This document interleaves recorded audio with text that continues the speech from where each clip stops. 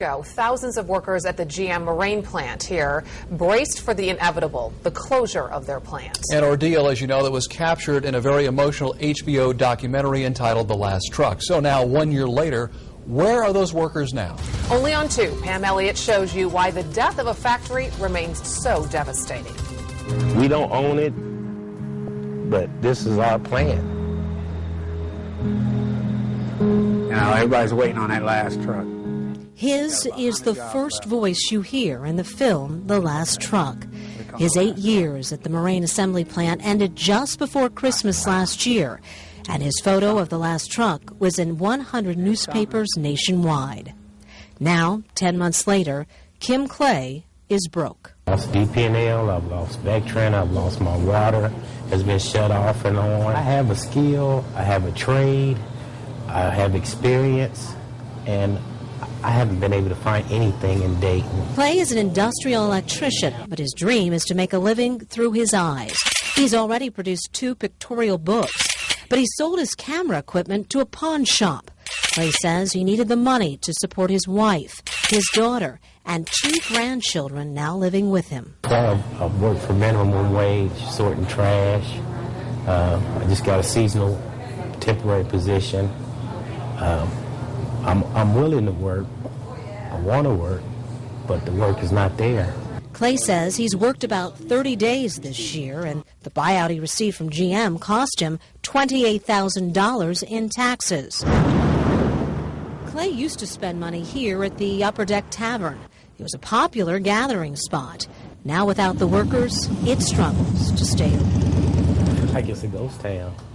Like I would be going like out old west or something and bump into a saloon, you know, with the tumbleweeds and stuff, and to see the grass growing up through the parking lot, and it feels like a ghost town. Do you try to avoid this plant? I mean, is it tough for you to drive by and see it? If I have to, I drive by, I look at it. I remember the good times. I remember the good times. There's a lot of good times here. What keeps you going? What keeps you getting out of bed? And Jesus Christ. My family, my wife, my mother, my children, my grandchildren.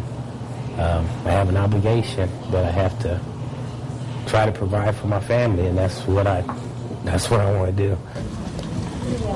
Feels like I'm handicapped. Kate GEIGER is walking away from manufacturing and into a classroom at Sinclair twice a week, where she sits in front of a computer creating designs and layouts for print. GEIGER spent nearly 24 years in the Moraine plant, most recently as a forklift operator. She might have the most descriptive and most memorable line in the film. I just had this vision of this big, gentle dragon that was laying down, taking its last breath. There have been some showings of The Last Truck, the documentary, at different places throughout the Miami Valley, and when I get invited to go speak, I go speak. And I watch the movie, and it rips my heart out, you know, but it's just all part of the grieving process. Last year, GEIGER lost more than her job. Her marriage ended too, and she now lives with her ailing father.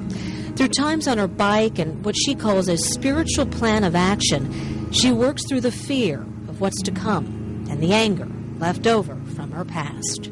Could have very easily used this, all these things that's happened in my life, as an excuse to just go over the edge and become a total victim and live off the system. And something inside of me said no.